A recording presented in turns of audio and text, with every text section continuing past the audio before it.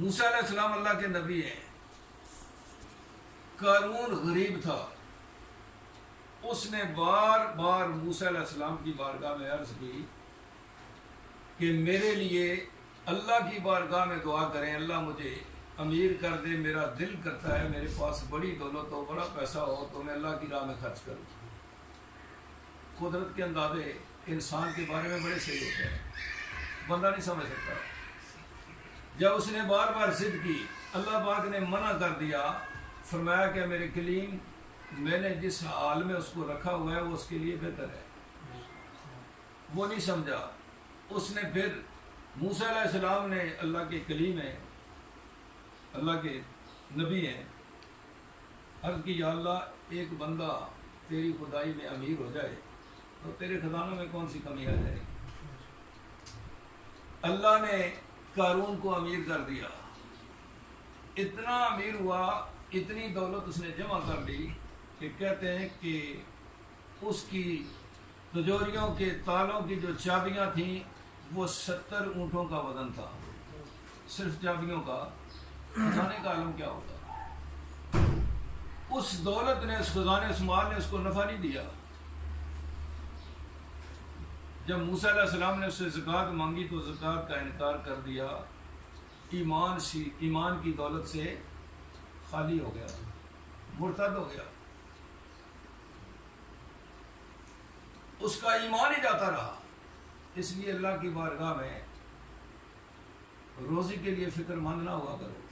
وہ اپنے اندازے سے جتنی دیتا ہے وہ انسان کے لیے بہتر ہوتی ہے. اس کا کرم اور اس کا فضل مانگا کرو، اور زندگی کے کچھ لمحات نکال کر اسے یاد کر لیا کرو.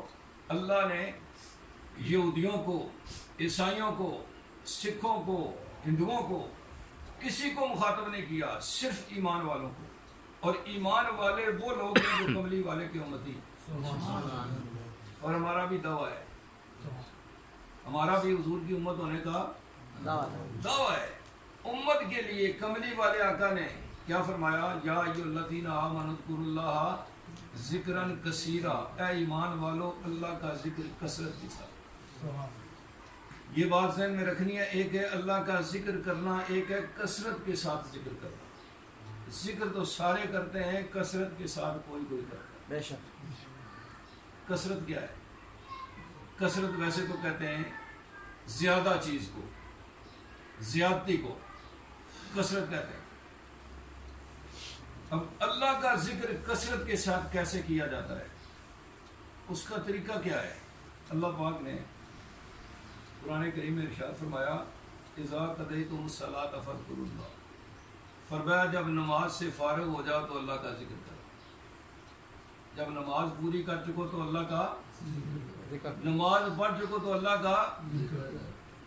اور ہم نبی کریم صلی اللہ علیہ وسلم کی امتی ہیں، لیکن ہماری غفلت کا عالم یہ ہے کہ ہم نماز پڑھنے کے بعد جب مسجد سے نکلتے ہیں نا تو ہمارا اللہ رسول کے ساتھ کوئی تعلق باقی نہیں رہتا. ہم ہوتے ہیں اور وہ کام ہوتے ہیں جن کا اللہ رسول کی ذات کے ساتھ دور دور تک تعلق نہیں. ہمارا اللہ کے ساتھ تعلق مسجد تک رہ گیا ہے. مسجد کے اندر داخل ہوتے ہیں تو قرآن، نماز، تلاوت، بسم اللہ، اللہ رسول، وہ سب ہوتا ہے. جیسے مسجد سے باہر نکلتے ہیں تو ہمارا تعلق ختم ہو جاتا ہے. پھر جھوٹ، فراڈ، ہیرا پھیری، غیبت، چغلی، جو کام ایمان والوں کے نہیں وہ کام ہمارے ہوتے ہیں.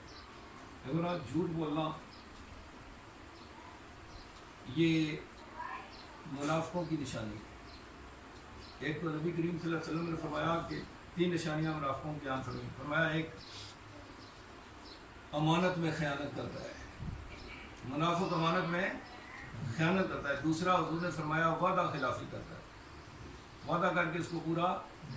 تیسرا حضور نے فرمایا جھوٹ بولتا ہے. یہ 3 نشانیاں منافقین کی. ہم نے ابھی نہیں، اپنے گھر میں جا کر رات کو سونے سے پہلے اپنے آپ کو دیکھنا ہے کہ ہمارے اندر یہ نشانیاں ہیں یا نہیں. جھوٹ بولنا منافقوں کی نشانی ہے.